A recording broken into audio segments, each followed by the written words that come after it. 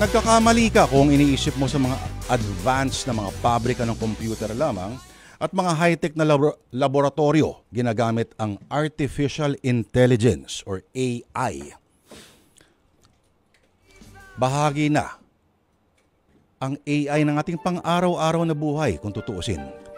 Halimbawa, tuwing tayo tumitingin sa mga online shopping apps o nagbabasa ng mga balita sa Facebook o anumang social media platform o nanonood ng mga video ng mga pusa na kumakanta sa YouTube, maging sa pagpili ng panonoorin sa Netflix.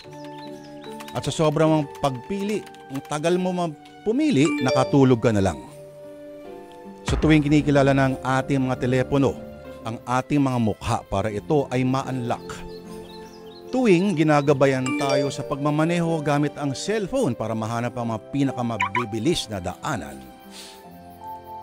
gumagamit tayo ng AI or Artificial Intelligence. Ngayon pa lang mga kapatid ay marami ng trabaho ang napapagaan nito. Mula sa pagtansya sa tamang ilaw sa bahay na kailangan hanggang sa pag-utos sa boses sa computer. Halimbawa, "Hey Siri," na mag-research para sa atin. Isang pindot lang sa cellphone, sa computer o tablet ay kaya nitong hanapin ang lahat ng impormasyong hinahanap mo. At hindi na kailangan magpunta ng library para magbuklat ng mga encyclopedia. Kaya hindi na lang sa mundo ng pelikula o mga nobelang science fiction, pero realidad na. At kaagapay na natin araw-araw ang AI. Pero gaya din ng lahat ng makabagong imbensyon sa mundong ito, ang Artificial Intelligence ay nagagamit din para sa kasamaan. Sa panahon na impormasyon ang naghahari, ang Artificial Intelligence or AI ay nakakikilabot na sandata. Kaya nitong baliin ang realidad, kayang nakawin ang iyong pangalan at pagkakilanlan. Lahat ng mahalagang detalye sa buhay mo para gamitin laban sa iyo at wasakin ang reputasyon mo sa publiko. Gaya ng nangyari sa kwento natin ngayong araw mga kapatid dito po sa Sana Lourdes, ay makikilala natin ang isang personalidad na sumikat sa social media. Pero sa social media rin sa mga kapatid, mawawalan ng dangal. Dahil lamang sa isang maselan na pinakalat na video na nilikha gamit ang makabagong uri ng panlilinlang. Sinulat po ni Macris Magboo Orpilla ang dulang ating papakinggan. Atin na pong simulan ang kwentong pinamagatang "Ay, Hindi Ako Yan".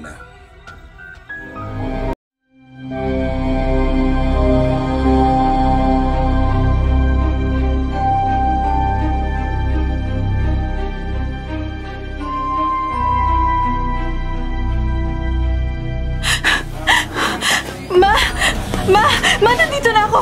Si Lola! Nasaan si Lola? Si Papa! Marie! Bakit ngayon ka lang? Kanina ka pa tinatawagan at hinahanap ng Papa mo, Lola ko! Lola mo! Ano nangyari kay Lola, Ma? Ma! Hindi na kayanan ng Lola mo dahil may sakit na siya sa puso. Bumigay na ito dahil sa... Lola! Lola! Ang Papa mo dinala sa operating room bago siya inatake sa puso. Walang tigil na siyang tumatawag sa'yo para marinig ang paliwanag mo. Gusto niyang malaman mo lang sa'yo mismo katotohanan. Mama! Marie, ano ba itong ginawa mo? Bakit mo nagawa ang bagay na yun? Ma, kaya hindi ko nasagot ang tawag niya dahil inalam ko pa ang mangyayari. Hindi ko po alam na ganito na pala yung sitwasyon. Sana pala umuwi muna ako sa bahay o kaya sinagot yung tawag niya para makapagpaliwanag. Wala na. Huli na. Hindi na kailangan nagawa mo ng paliwanag. Wala na siya. Ay, nagpapa mo. Nag-aagaw buhay din ngayon dahil sa sama ng loob. Pareha sila may sakit sa puso, Marie. Pero anong ginawa mo? Mama, I'm sorry. I'm sorry. Anong nangyayari? Bakit parang may nagkakagulo sa loob ng operating room? Nurse! Doktor! Ano nangyayari sa asawa ko? Papa, please, lumapit ka. Huwag mo akong iwan. I'm sorry. Gusto na nagpaliwanag ako kaagad. Hindi sana ito mangyayari. Kung pwede ko lang ibalik yung mga oras, gagawin ko. Pero tama si Mama. Huli na. Wala na si Lola. Nag-aaga buhay si Papa. At ako, sira na.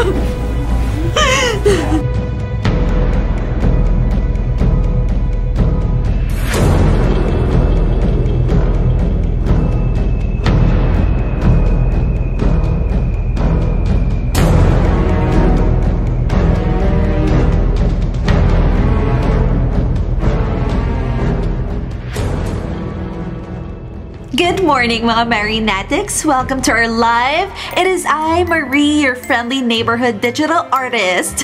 So today, sabay-sabay tayong gumawa ng art. Magchichikahan tayo and of course, sasagutin ko yung mga katanungan ninyo. I'm so excited!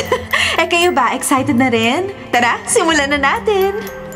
Pero bago tayo magsimula, quick check, kumusta ba ang vibes nyo?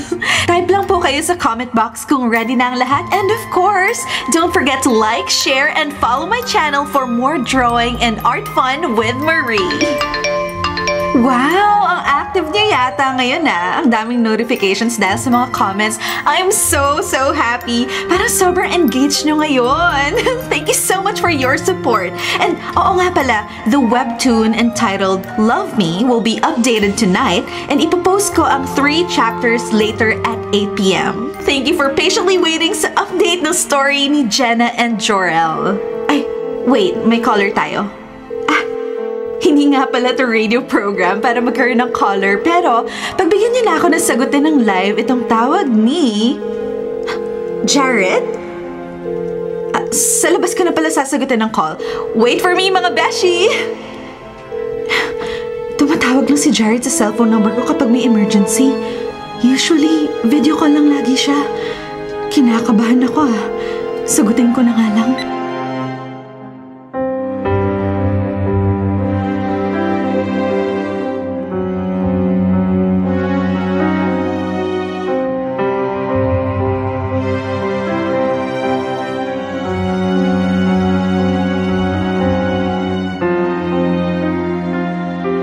Hello, Jared?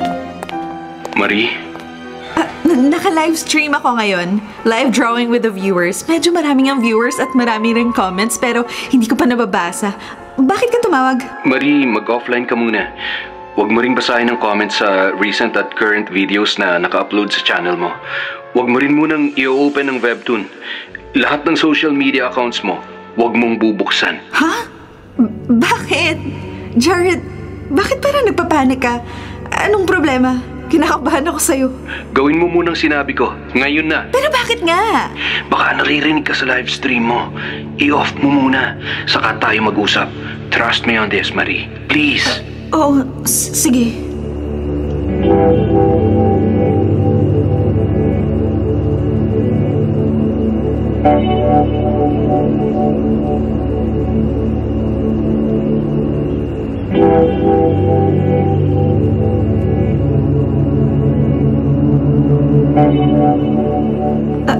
Guys, I have to end the live stream early due to some unforeseen circumstances, but I'll see you again soon. Thanks for all your support. Bye! Hello, Jared? Ano nangyari? Nakaupo ka ba ngayon? Maupo ka muna. Jared! Kinakabahan na ako. Nanginginig na yung kamay ko tuhod sa kaba. Ano ba kasi yun?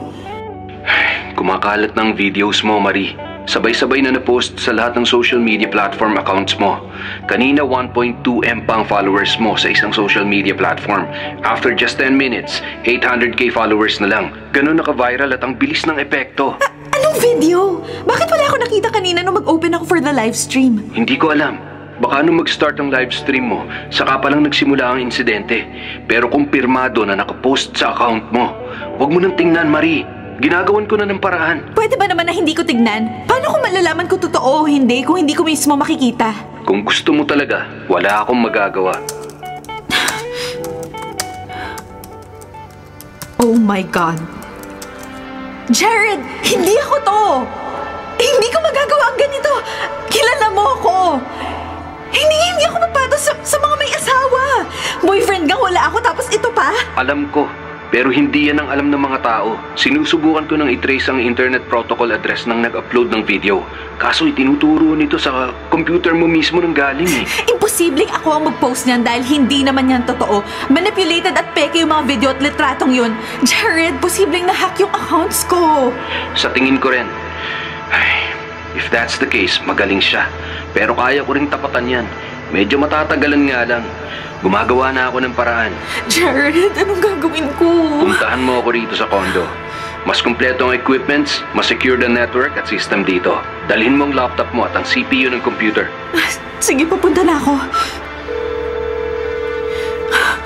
Si Papa. Tumatawag si Papa. Pero hindi ko pa kaya sagutin dahil hindi ko alam kung ano sasabihin ko sa kanya.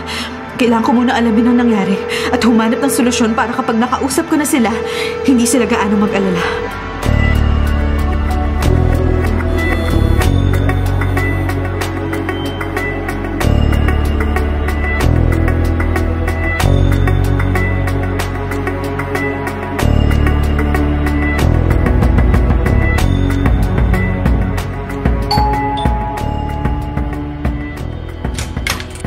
Marie, pasok.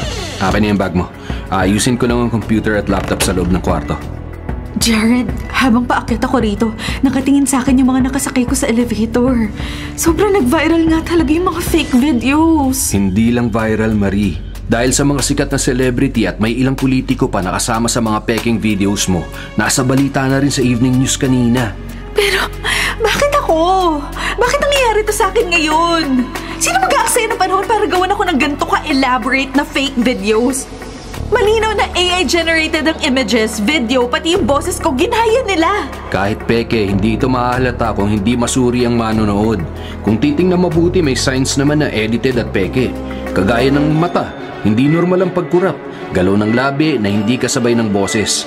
Tabingin muka, ilaw at background na hindi rin tugma.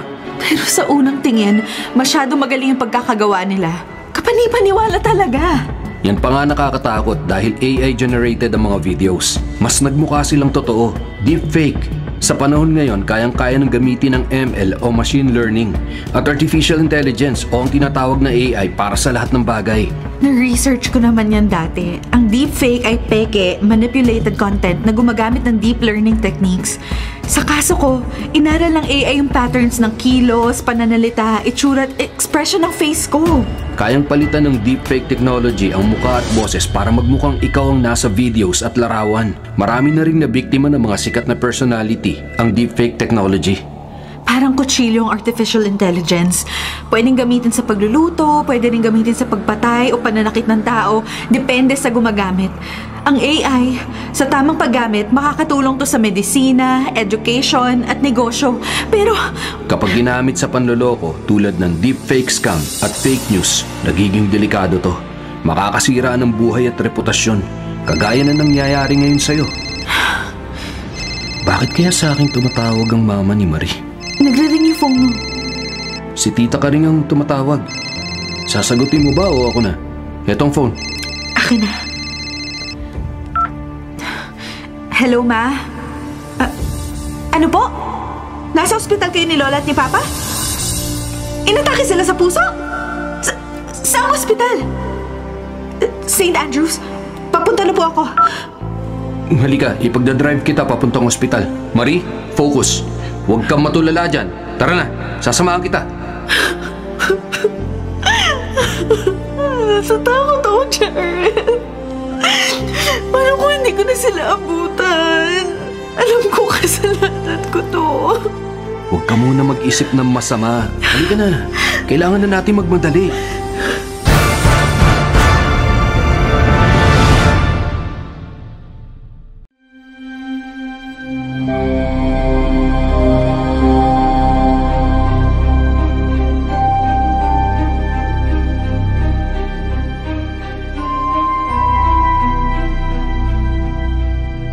Ano nangyari? Sorry, hindi ako nakakahit kaagad. Naghanap pa ako ng parking. Bakit nakatulala at umiiyak si Tita Karing? Jared, wala na si Lola. Tapos ngayon nag-aagaw buhay si Papa. Hindi ko mapapatawad yung sarili ko. Dahil sa akin nangyari lahat na ito. Shhh! Biktima ka rito. Wala kang kasalanan. Wala. Ikaw ba harap kang babae ka? Tita Lena, yung bukod mo! Tita Lena, huwag niyo pong sabunutan si Marie. Ipapaliwanag po namin ang lahat. Anong klaseng paliwanag bang pwedeng gawin para bumalik ang buhay ng nanay ko? Ha? Dahil sa'yo walanting babae ka, napahamak ang nanay ko at ngayon pati ang kapatid ko nag-aagaw buhay! Lena, ang kuya mo, ang kuya Rino mo. Mama!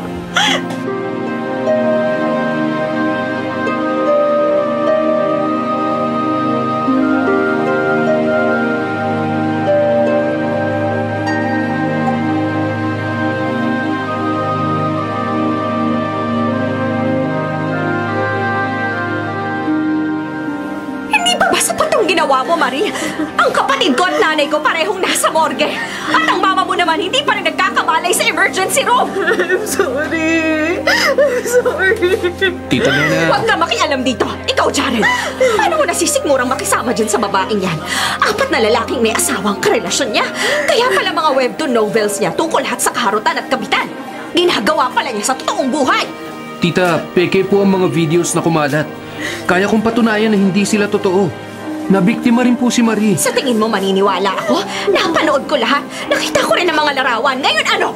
Wala na ang papa mo, Marie. Wala na ang lola mo. Wala nang kukonsinte sa napakawalang kwenta mong trabaho. I'm sorry, Tita. I'm sorry.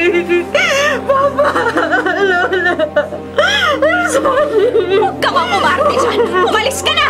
Hindi ka namin kailangan dito. Nakakasikip ka lang. Nakakagulo ka lang. Wala nga hong kasalanan si Marie. I-report namin sa pulis ang nangyari. O tapos kapag nireport niyo ba sa pulis, babalik ang buhay ng kapatid at nanay ko, ha? Pati ang reputasyon ng pamilya Ortega ba'y may babalik sa dati? Winasak niyang malanding babae niya ng pangalang iningatan namin ng ilang taon. Marie, halika na. Walang saysay na manatili ka rito. Hindi mo kailangan marinig ang masasamang sinasabi ng tiyahin mo. Wala kang kasalanan. Pero totoo naman ang kasalanan ko. Kasalanan ko kung bakit tinataka sa puso sila Lola at Papa. Yung mga tao nagtitiwala sa akin at sumusuporta sa mga ginagawa ko. Sila ba yun napahamak? Jared, ang sama-sama ako. Pinatay ko sila. Ako nanakit sa pamilya ko. Buti naman inamin mo. Kaya umalis ka na rito. Huwag ka na rin magpapakita sa burol at libing dahil mas lalo mo lang ilalagay sa kahihiyan ng pamilya namin. Umalis ka na! Hindi ka na namin kailangan! Sobra naman ho yan! Hayaan mo na, Jared. Halika na, umalis na tayo. Kahit ayaw ko, alam kong mas ito ang tama para sa ikatatahimik ng lahat. Silipin muna natin si Mama sa emergency room. Baka nagkamalay na tapos umalis na tayo.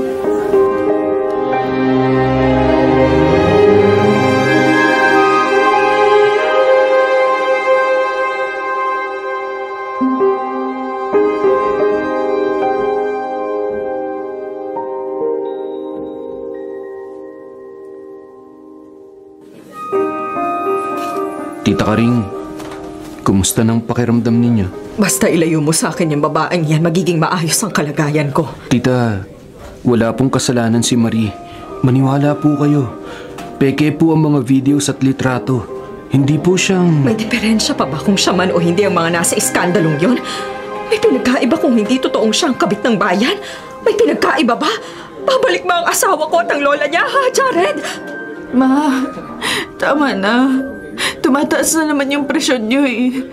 Baka himatayin kayo ulit dahil sa... Talagang pati ako mamamatay kapag hindi ka pa umalis dito. Sige, ipagpalagay na natin na biktima ka nga. Sige! Mama. Pero kung naniwala ka lang sa akin dati na hindi matinuyang trabaho mo, hindi mangyayari to. Dapat naghanap ka na ng matinong trabaho. Kaya pala sikat na sikat ang mga ginagawa mong drawing. Ginagawa mo rin pala sa totoong buhay. Mama. Tita Karing, biktima rin ho si Marie. Kung hindi ganyan ang trabaho niya, kung hindi siya feeling artista na palabas-labas lang sa internet at drawing lang ng drawing ng kung ano-anong malalaswang istorya, hindi siya magkakaganyan. Kasalanan mo lahat to, Marie. Kasalanan mo! Mama, I'm sorry. Marie, tara na. Walang mangyayari dito. Sisigawan ka lang. Halika na. Oo! Umalis na kayo at huwag nang babalik. Simula ngayon, huwag mo na rin ako tawaging mama. Hindi naman talaga kita kaano-ano. Ngayong wala na ang papa mo, magkalimutan na rin tayo.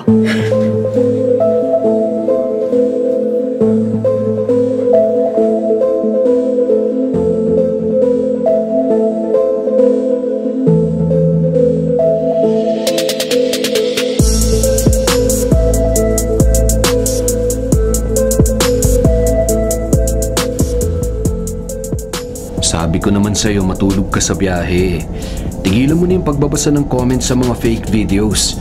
Akin na nga yung phone mo. Gusto ko lang malaman kung gaano kalala yung sitwasyon. Gagawin ko ng paraan yan mamaya. Kaya huwag mong pag-aksayan ng oras. Ang mga netizens na mahilig mag-comment sa ganyan without knowing the truth, hindi nila deserve ang oras mo. Huwag kang magpa-apekto sa kanila. Nakakatakot yung mga nababasa kong comments, Jared. Yung iba gusto pa akong mamatay. Lahat ng klaseng masasakit na salita, nabasa ko na. Paano nila naaatim na sabihan yung ibang tao na hindi naman nila kilala? Yung mga mapanakit na salita. Dahil nature ng taong maging mapanghusga, Marie. Kahit nga walang basehan, naniniwala sila minsan eh. Eto pa ba na may nakikita silang ebidensya? Kahit fabricated lang ang videos, napanood nila yon at nasaksihan kaya feeling nila totoo at feeling din nila may karapatan silang husgahan ka at hamakin. Mas galit pa nga sila kaysa dun sa ibang personalidad na nasa video din eh. Alam kong wala kang ganang kumain. Wala ring tigil yung pag-iyak mo simula kanina nung nagpunta tayo sa ospital. Pero kailangan mong kumain. Kanina pa rin kumukulo ang sikmura ko. Gusto mo mag-drive-thru? I'll buy you ice cream. Ayokong kumain at ayoko rin ng ice cream. Pero sige, mag-drive-thru tayo sa susunod na fast food resto para makabili ka ng pagkain mo. Ay, kumain ka kahit fries lang. I'm sorry, Jared. Pati ikaw nadamay pa. Pasensya ka na. Pabigat pa ako sa'yo. Imbes na wala kang problema, ito pa ako pasanin mo. Simula high school, magkasama na tayo. Kami ni Debbie, lagi mo lang kakampi sa lahat ng bagay. Kami ng papa mo, lola mo, lagi namang nakasuporta sa lahat ng ginagawa mo. Maraming salamat sa pagdamay sa akin. Tama si Mama eh.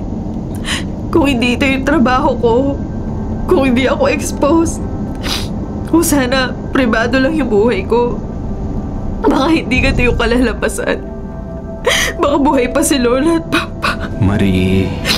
Sa isang iglap, nawala yung pamilya ko, Jared. Walang natira. Pati dignidad ko, pati yung pinagkakakitaan ko, walang natira sa akin, Jared. Stop blaming yourself. Ang tiyahin mo at ang madrasta mo, huwag mong pansinin yun. Nabubulagan lang sila ng galit at hinanakit nila sa bigla ang mga pangyayari. Sa kondo ka muna magstay ngayon, ha? Papunta na si Debbie. Bukas, maagang flight nun from Cebu.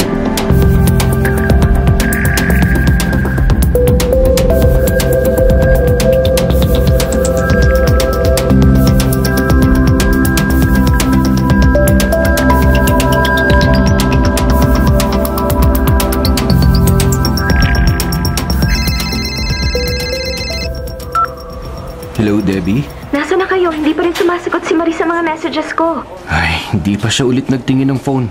Nasa kotse siya. Nakatulog na, kakaiyak. Bumibili lang ako ng breakfast. Drive-thru?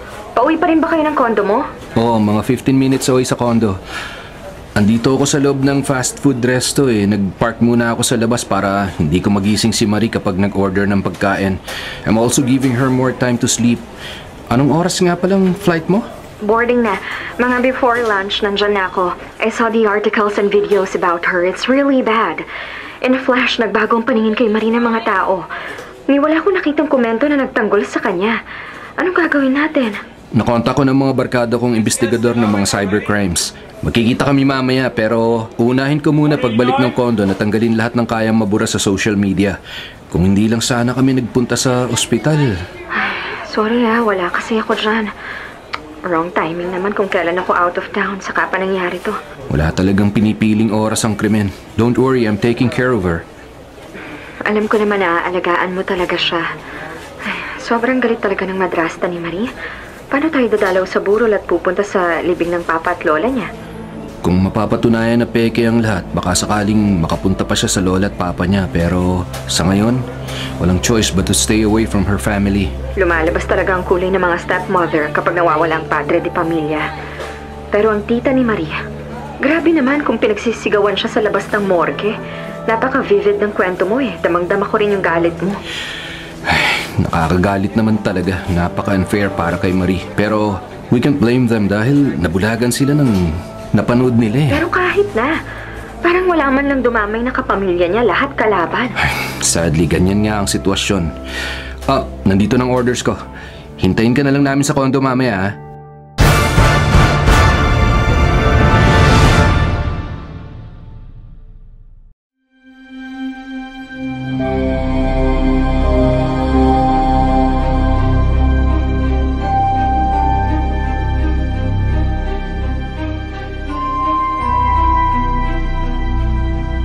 Jared? Bakit di mo ako ginising? Kanina pa ba tayo dito sa parking lot ng condo mo? Hindi naman. Halos kakapark ko pa lang dito. Mabuti na lang nakatulog siya ng mahaba-haba. Marami na rin naman ako nagawa sa dala kong laptop. Kahit papano nabawasan ng mga nakapost na videos niya at litrato. Anong oras na? 4 hours na ako nakatulog? Ano naman ang nakakagulat doon? Wala ka naman talagang tulog. Kagabi pa tayo nasa ospital. Tara, akit na. I'm sorry, Jared. Pati yung schedule mo na abala ko na. Huwag ka nga mag-emote dyan. Tara na. Nasa backseat ang breakfast mo. Pero malamig na yan, kaya pag akit natin sa unit, o-order na lang ulit ako para sa lunch natin. Parating na si Debbie, pati ang kaibigan ko na tutulong sa atin sa kaso. Nag-battery empty na yung phone ko. Pahiram na lang sa taas na charger mo ha. Tara. Dinrain ko talagang battery ng phone niya para hindi niya maisipang magbasa na naman ng mga comments. Pero di ko na lang sasabihin. Mabuti na rin na nakapagpahinga siya kahit papano.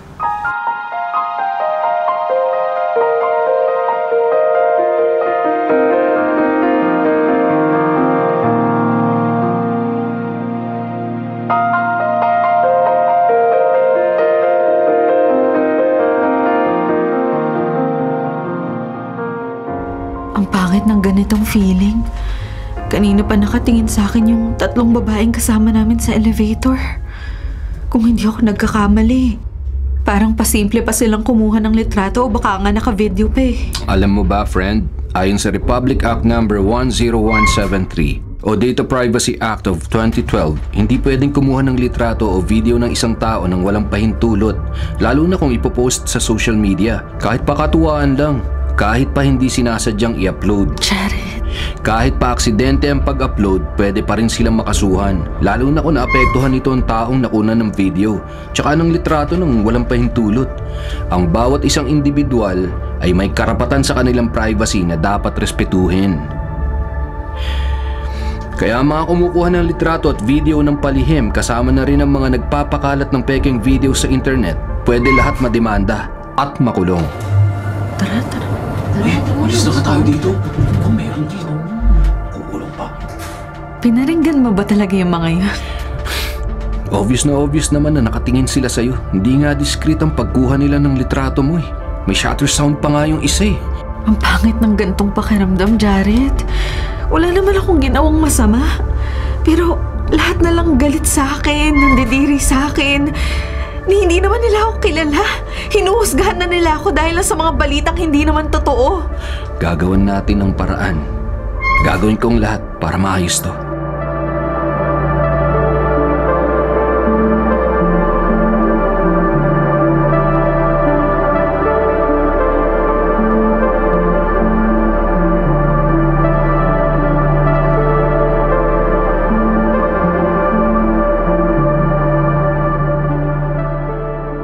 Kumain ka muna ng sandwich at fries.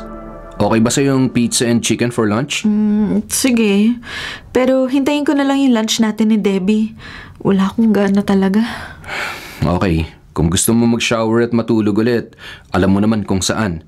May spare clothes din dun sa guest room. Pagdating ni Debbie, may damit namang dala yun. Thank you, Jared. Thank you for everything. I feel safe kahit papano dahil nandito ka. Oh, huwag ka nang yumakap. Baka hindi pa kita bitawan. Ang phone ko pala, paki-charge ha. Okay, sige. Ito. Sige na. Maligo ka na. Parang bigla ring uminit eh.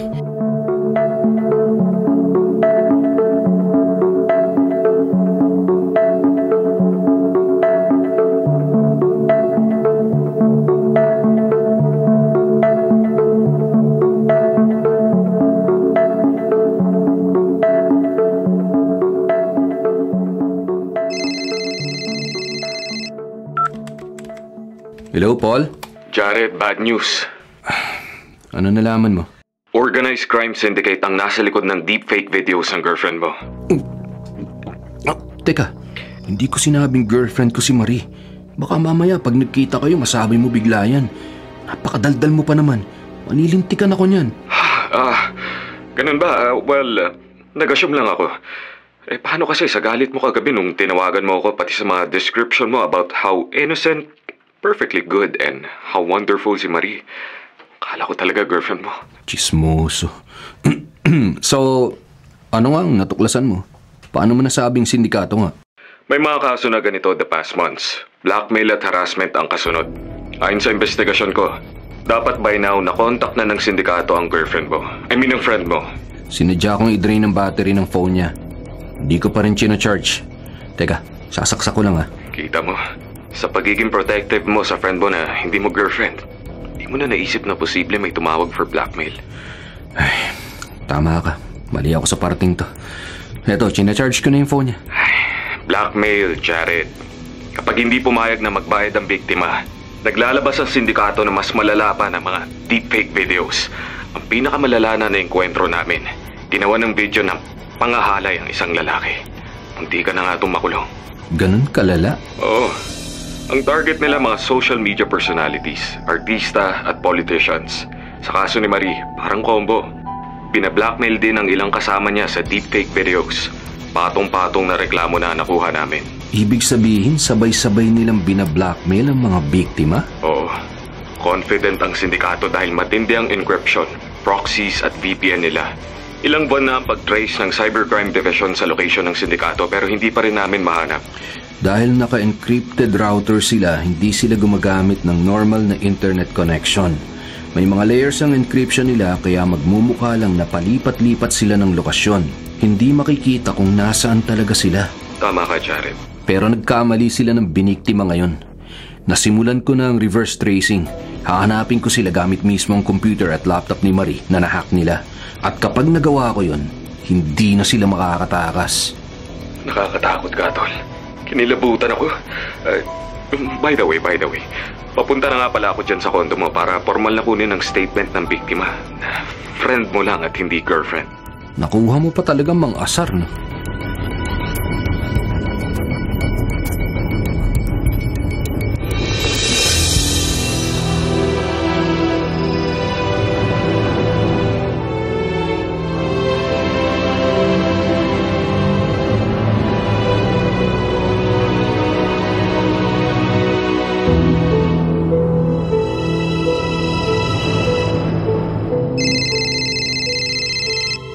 Hello, Jared. Ground floor na. Paakyat na ako sa ng elevator.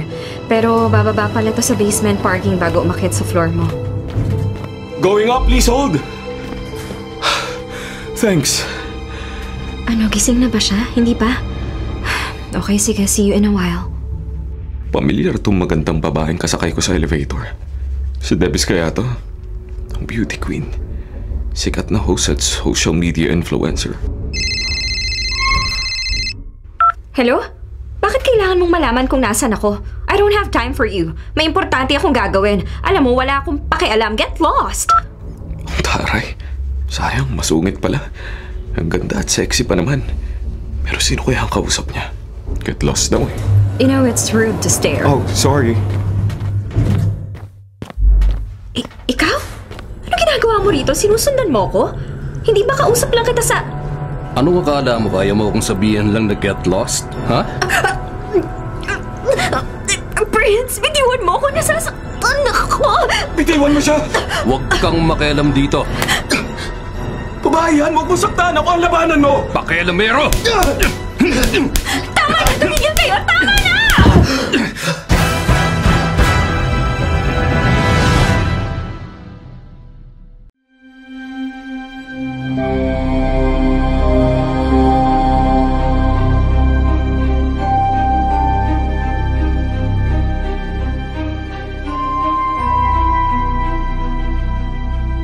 Ano bang nangyari sa elevator?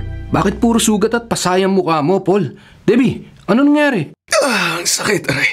Daan-dahan naman sa paglalagay ng gamot at pagdampi ng yelo. Ikaw na lang maglagay ng gamot sa pasa mo, pati dyan sa putok mong nguso. Ginagamot na nga, nagre-reklamo pa. Bakit parang galit ka pa? Tinulungan ka na nga, ang sungit mo pa. Kasalanan mo kung bakit nabangasan tong gwapo kong mukha. Sakit kaya. Sinabi ko bang tulungan mo ko? Dapat hindi ka nakialam, hindi mo kilala yung binugbog mo. Binugbog? Ako? Nakaapat na suntok lang ako sa kanya. Ikaw kaya ang humataw sa kanya ng dala mong bag kaya siya natumba at nawalan ng malay. Tapos iniwan mo pa doon na nakahandusay sa side na elevator yung tao. Babangon din yun. Isa pa, hindi niya dapat malaman kung saang unit ako nagpunta. It was bad enough na nasundan niya ako sa building. Sino ba kasi yun? Bakit sinakal ka na lang bigla? Ex ko, okay na? Nasagot ko na ba yung tanong mo? Teka nga, bakit ba kayo nagsisigawang dalawa? Magkakilala ba kayo? Hindi!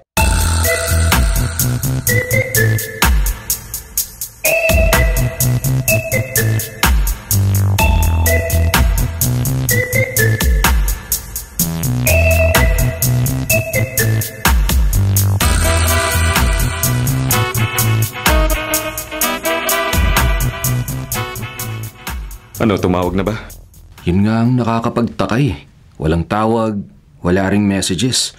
Sigurado ka ba na tatawag dito sa phone ni Marie? Kung pagbabatayan ng modus nila, oo, dapat may tawag at message na. Pero baka dahil hindi makonta kanina ang phone kasi nga naka-off. Baka sa email ni Marie nag-send ng demand ng mga blackmailers. I-check ko dito sa computer niya, ha? O sige. Wala akong makitang email dito na related sa blackmail. Ay nako, saan naman kaya ang message nila? Matanong nga kita, tol. Matagal mo na bang barkado yung Debs na yun?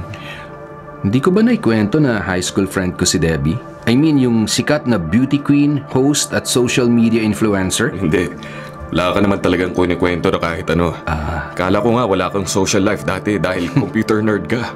Malay ko ba may kaibigan ka palang dalawang babae at may lihim na gusto ko pa dun sa isa. Preno naman, tol. Pwede ba bawas-bawasan mo yung pagiging madaldal mo? Sakit ng pangako kapag tumatawa.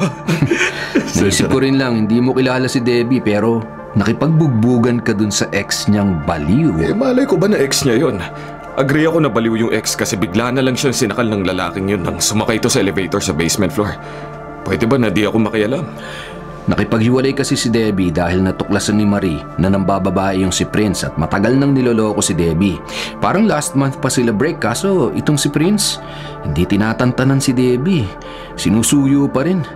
Galit na galit din siya kay Marie. Ano bang trabaho ng Prince? Mukha nga mayamang gangster eh. Kapag nakasuot ng black coat and tie, mayamang gangster agad? Di ba pwedeng businessman? Basta. Parang hindi gagawa ng mabuti. Feeling ko lang. Sabi ni Debbie nung isang beses na naglasing siya dahil sa sama ng loob, shady daw ang negosyo nitong si Prince. Baka isang factor din kung bakit siya nakipag-break.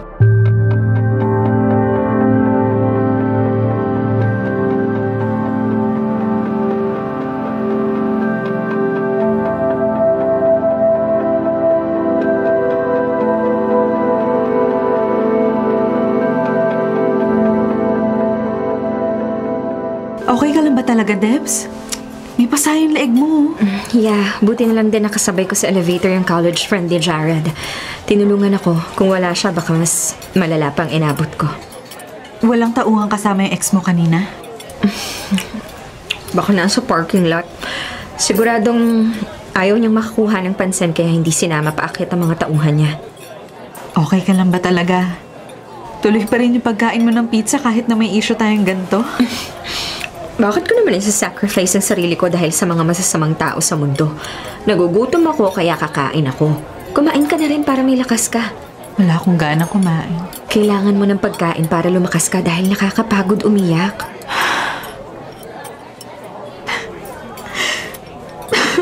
Debs, wala na si Papa at si Lola. Hindi man lang nila nalaman yung totoo. Hindi naman ako yung nasa mga skandal na yun. Ito naman, umiyak nga talaga. Binibiro lang kita eh. Pero friend, for sure alam nilang wala kang kasalanan. Si Lola mo at Papa mo number 1 and number 2 fan mo, hindi ba? Pang number 4 nga lang ako. Namimiss ko na sila, Debs. Gusto ko sila makita kaso mas makakasama kay Mama kung nagpunta pa ako doon. Magkakagulo lang din at mawawala ng katahimikan yung burol at libing kapag nagalit si Tita. Payakap nga, friend. Ay, gusto kitang hatian sa bigat ng nararamdaman mo. Come on, ipasa mo sa akin ang iba. Huwag na. Kakayanin ko to lahat. Pero thank you. Sobrang na-appreciate kita. Kayo ni Jared. Buti naman, friend, dahil ngaragers akong nag-book ng flight ora-orada pa uwi. Siyempre, hindi ka namin papabayaan, no? Thank you, friend. Pero, teka, naisip ko bigla, kung 4th fan kita, sino yung 3rd? Paul, tara na dito sa dining area. Kain muna tayo. O ayan, dumating na ang tagahanga mong pangatlo sa ranking. Mas matalas talaga yung rank niya kaysa sa'yo? Eh naku, kung alam mo lang, friend, baka nga mas mataas pang rank niyan sa lola at papa mo eh. Ha? Bakit naman? Marie, Debbie, okay lang kayo? Ano pinagbubulungan niyo dyan? Wala, chismoso. Upo na rin kayo, kain na.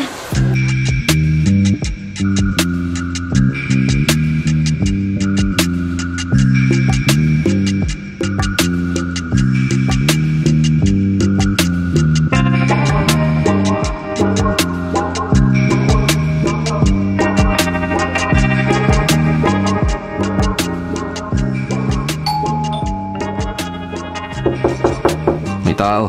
Jared, may inaabangan ka bang bisita bukod sa amin? Wala. Sisilipin ko muna. Kumain lang muna kayo dyan.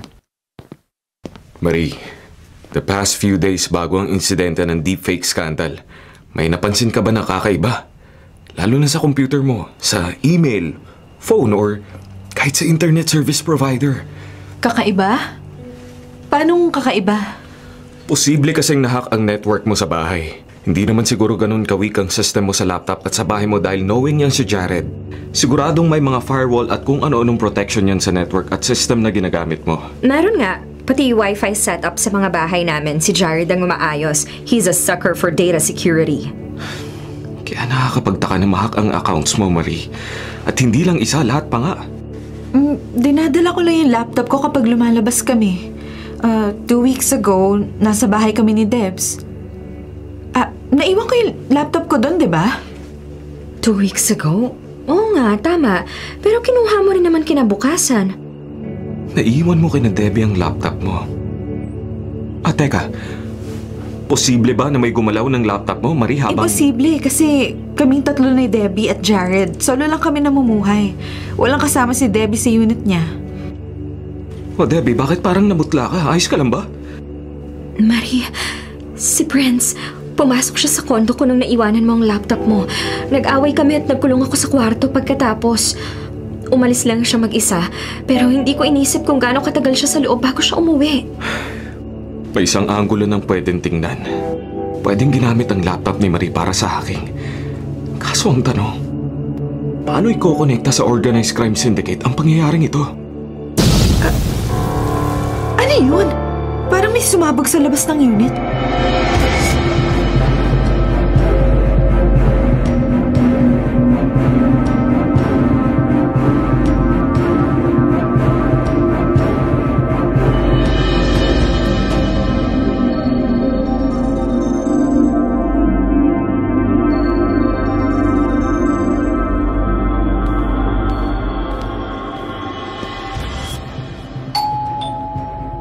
Sino kaya yung tao sa labas?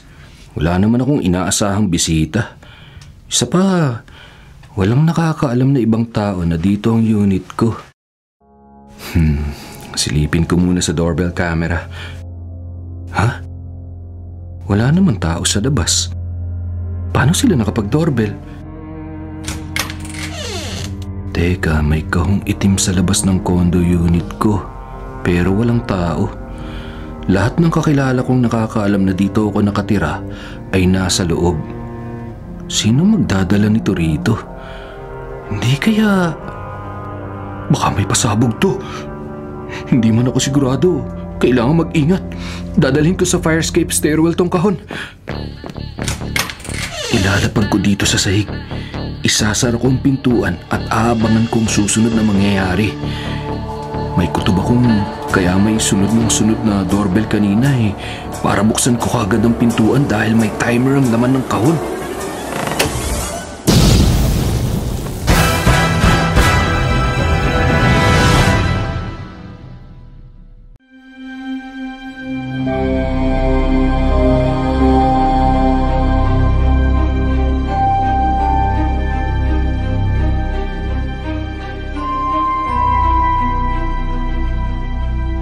Jared! Tol! Ano yung sumabog? Teka, bakit parang may umusok dyan sa may hagdanan ng fire exit? Jared, okay ka ba? Okay lang ako, Marie. Pinapahupa ko lang ang usok. Kapag medyo okay na, papasok ako sa loob ng fire exit at sisilipin kung ano bang sumabog. May nagpasabog? Pero bakit? At bakit hindi rin tumunog ang fire alarm pati na-activate ang water sprinklers kung may sumabog? Baka dahil maliit lang at hindi naman talaga nagtagal ang apoy. Parang mabilis nga lang Ano yun? Teka, galing sa loob ng condo ko! Paul, may tao nang galing sa loob ng condo unit. Ayun! Nakaitim na jacket at cap. Tumatakas na siya. Habulin mo! Hindi pa naman ako naka-running shoes.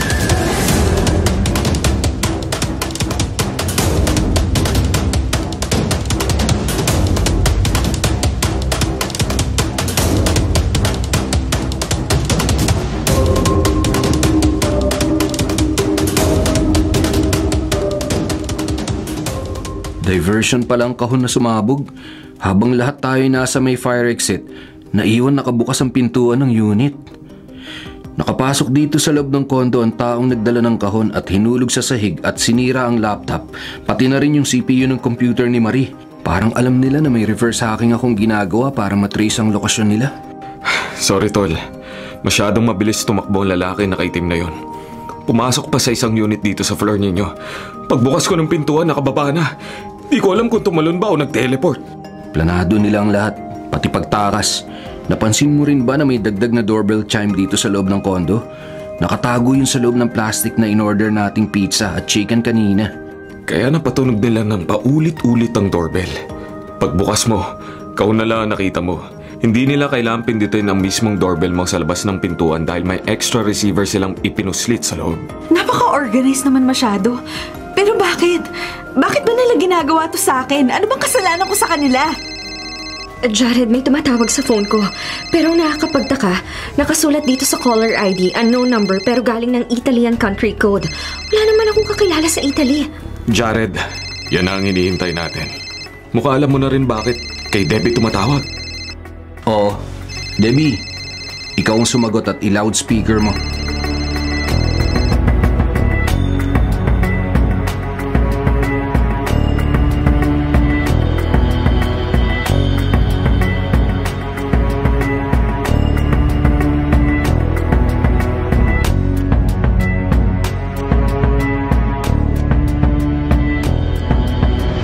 Hello? Hello? Hello? Bakit hindi ka nagsasalita? May message na pumasok. Sabi dito sa natanggap kong message, maghanda ng 2 milyong piso at ilagay sa pin location na ipinadala rin dito sa messenger. Kung hindi, mas dadami pa ang videos na i-upload nila. Paul, puntahan natin. Marie, Debbie, dito lang kayo. Huwag kayong magpapapasok hanggat hindi kami bumabalik, ha? Magbabayad tayo ng 2 bilyon? Wala akong ganong kalaking pera. Akong bahala. Hindi natin mahuhuli ang mga nasa likod ng lahat ng kaguluhang ito kung hindi namin pupuntahan.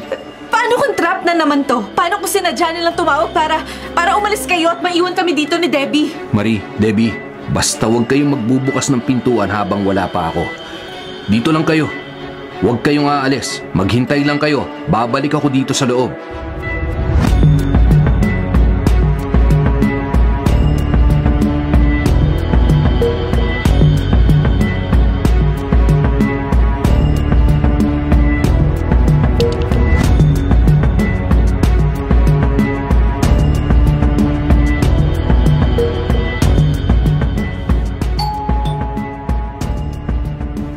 May tao.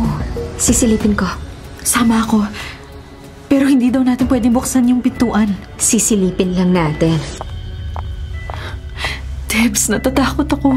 Huwag kang mag-alala, hindi tayo pababayaan ni Jared. Lalo ka na. Nasa tapat na tayo ng pintuan. Pero bakit wala akong makita sa doorbell camera monitor? May item din na nakatakip sa peephole ng pintuan. Debs, Marie, buksan yung pintuan. Si Jared to. Nandito na ako. Debs, si Jared. Buksan na natin. Hindi si Jared yan. Huwag mong bubuksan yung pintuan. Umakto ka lang na normal. Debs, Marie, ano ba? Buksan niyo tong pintuan. Ha? Paano hindi siya yung nasa labas? Boses niya yung nagsasalita. Sabi ni Jared, huwag nating bubuksan ang pintuan. Maghintay lang tayo sa pagbabalik niya. Pero, friend, basta maghintay lang tayo, okay? Ay, hindi ko na naiintindihan, pero sige. Debs, Marie, ano ba? Buksan niyo tong pinto. Naiwan ko kasi yung susi ko. Ano ba? Sigurado akong hindi si Jared ang nasa labas. Kahit kailan hindi ako tinawag na Debs ni Jared. Debbie lang ang itinatawag niya lagi sa akin. At ang pinaka-obvious sa lahat, hindi niya uunahing banggitin ang pangalan ko. Si Marie ang una niyang tatawagin. Ang genius ko talaga. Naisip ko pa yun.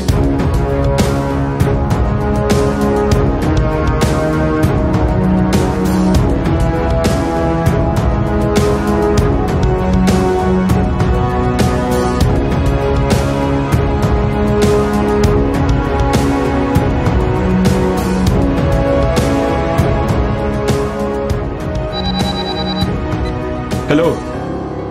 Konektado nga. Sabi na nga ba eh. O siya, sige, salamat. Simulan nyo na ipa-issue ang warrant of arrest para mabilis na lang matapos to. May sinend ako location. Magpapunta rin kayo ng backup. Hello, Tol. Paul, nasan ka na? Nakaikot ka na ba? Oo, Tol. Nailigaw ko na rin ang mga sumusunod sa akin. Kumpirmado rin ang tip natin sa pulis. May papunta na rin pulis sa kondo mo para sigurado. Tama nga naisip natin. At ang galing mo. Paano mo nalaman na may camera at listening device sa loob ng unit mo? Ang pakay talaga ng pumasok sa unit mo ay maglagay ng pang-espiya bukod pa sa sirain ng computer at laptop ni Marie. Yun agad ang ginawa ko pagpasok natin. Hinanap ko mga posibleng paglagyan ng camera at listening devices. Alam ko rin na ang gusto nila ay umalis tayo para maiwan ang dalawa dun sa kondo na sila lang. Safe kaya ang dalawa dun sa unit mo? Sabi mo, posible silang puntahan at kidnapin ng sindikato as hostage.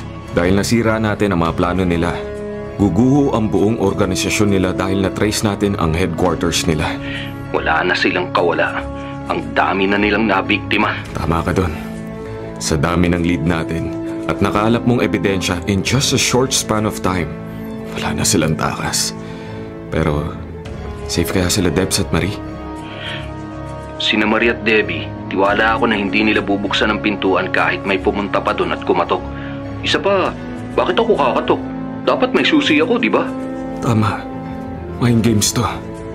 Iniisip ba nila na pupuntahan talaga natin ang lugar kapag nagpadala sila ng peke location dahil nawala ang tracing ng computer na sinira nila?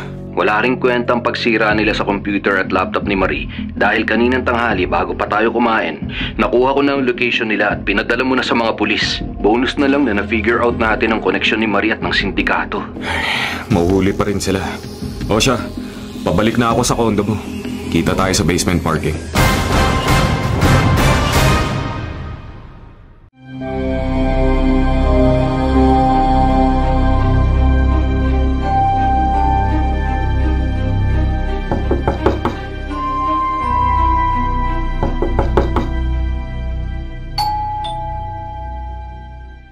May mga lalaki sa labas ng condo unit ko. Teka, si Prince mismo isa dun sa nag-aabang sa labas. Siyang may hawak ng cellphone. baliw na talaga siya. Dahil sa gusto niyang gantihan si Marie sa pagbuking nito kay Debs, mabubuwag tuloy ang buong organisasyon nila. Siya pa mismo ang nagpunta dito para tumapos sa ginawa niyang kalokohan. Ang hawak niyang phone, may deepfake technology din. Boses kong ginamit nila. Akala nila maloloko nila si Marie at Debbie. O ano? Susugod na ba tayo? Pwede bang ikaw na lang? Ayoko mabangasan ang mukha ko eh. Ikaw may mga pasaka naman na. So baka pwedeng ikaw na lang. At saka 4 sila eh. Bali 5 kasama si Prince. Kaya mo ba labanan yan? Kaya naman, pero sige. Hintayin na lang natin ang backup. Parating naman na sila kaso. Patay! Nakita tayo! Jared, takbo na! Palapit na sila! Jared! Anak ng pating! Nakatakbo na si Jared agad! Imalaway nila!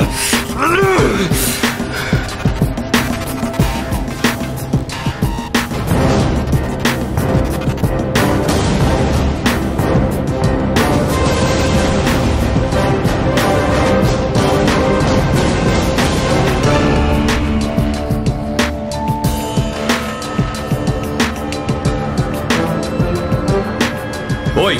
Ikaw, pakilabero ka! Tatakbo ka pa, ha? Mga bata! Bugbugin na yan! Teka, unfair naman ata. Ang dami nyo eh. Isa lang pwede. Sabi ko nga, hindi pwedeng one at a time. Sige, bring it on!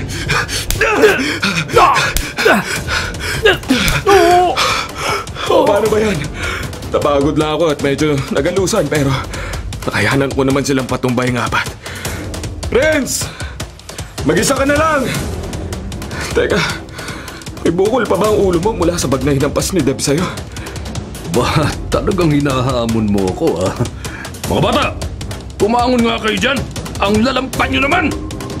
Hay! Tapos na, Ligaya! Parating na ang backup ng mga pulis!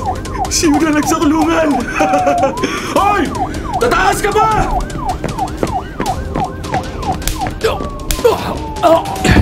Paul, okay ka lang? Ayan, pinatumba ko yung isa. Ang mastermind pa. Pinakamalaki ang bag ko ah. Hindi counted yon kasi pinatid mo lang saka mo sinipa. Nagtago ka lang dyan sa may gilid habang nakikipagbugbuggan ako. Ay, ayoko nga mabangasan. Mag-aalala pa si Marie. Tara na nga sa loob. Baka gumising pa yung mga yan. Parang ikaw pa napagod. Nakakaiya naman sa'yo. O ayan, pakayat na ang backup. Ikaw nang pumasok sa kondo para tingnan ko okay sila. Ako nang bahala dito.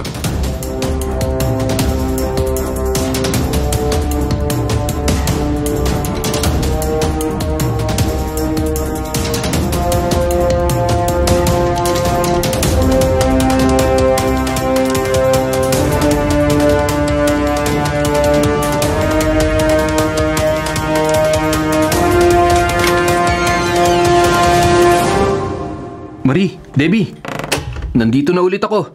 Wala na mga peking Jared sa labas. Jared? Ayan, totoong Jared na yan. Okay lang ba kayo? Marie? Debbie? Anong nangyari sa labas? Parang may kaguluhan. Nahuli na ang sindikato sa likod ng mga fake videos. Mamaya kukunin ng mga pulis ang statements niyong dalawa. Bakit kasama ako? Dahil si Prince pala ang leader ng sindikato. Gumanti siya kay Marie dahil sa pagkakahiwalay niyong dalawa. Dahil si Marie ang naging susi para malaman mo ang tunay niyang kulay. Ano? Wala talagang kwentang tao yung Prince na yan. Buti na lang talaga nalaman na natin ang totoo. Ibig sabihin, si Prince ang nasa likod ng lahat-lahat? Oo. Sabi ni Paul, malaki ang grupo nila at marami na ring nabiktima. Pero dahil sa nangyari sa'yo at sa pagkakatrace namin sa grupo nila, pwede na sila maparusahan ngayon. Marie, I'm sorry. Dahil sa akin. Wala kang kasalanan. Wala tayong kasalanan dalawa. Kailangan ko lang itanim din yan sa isip at puso ko na wala akong kasalanan. Hindi dapat madagdagan ng pagturusan ng mga biktima. Kapag nalinaw na ng mga pulis lahat ng kaguluhang ito, pupunta tayo sa burol at libing ng lola at papa mo.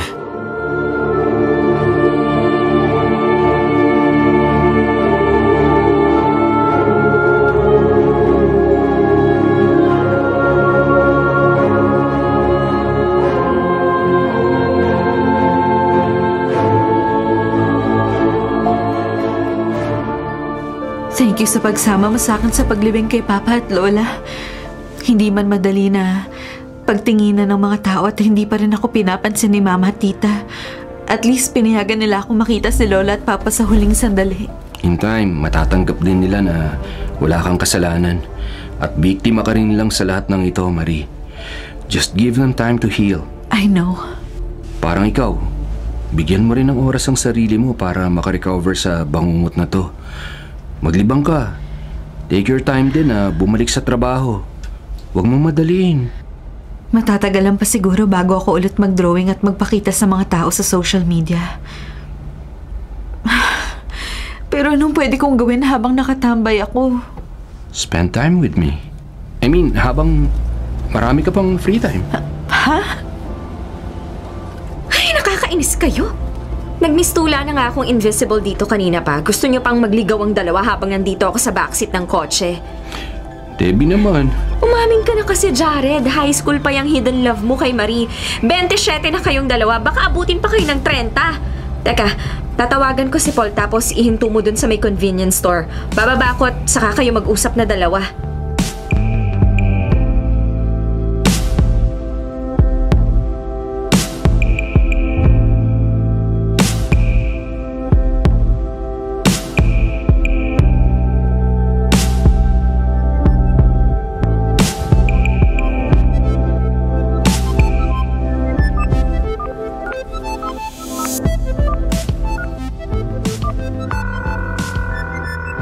Hello, Paul? San ka? Sunduin mo ako dito sa may Quezon Ave. Manunood naman tayo ng sine, hindi ba? Yes, after lunch game na. Agahan na natin. Okay, see you in 10 minutes. Bye! Pumayag si Paul? Oo naman! Ano akala mo sa amin mabagal? Kami na, no? First date namin today, kaya kayong dalawa, bilisan nyo na. Stop the car! Bababa na ako! Ingat ka! Enjoy! Kayong dalawang mag-enjoy. Love you both! Kaya love each other, okay? Bye! Love each other daw. Payag ka ba? Pag hindi ba ako pumayag, anong gagawin mo? Susuyuin kita at aalagaan hanggang pumayag ka. I love you, Marie. One thing na natutunan ko sa mga nangyari, maiksi ang buhay. I love you too. Tara, uwi na tayo. Sige, iuwi na kita at hindi na kita paalisin pa.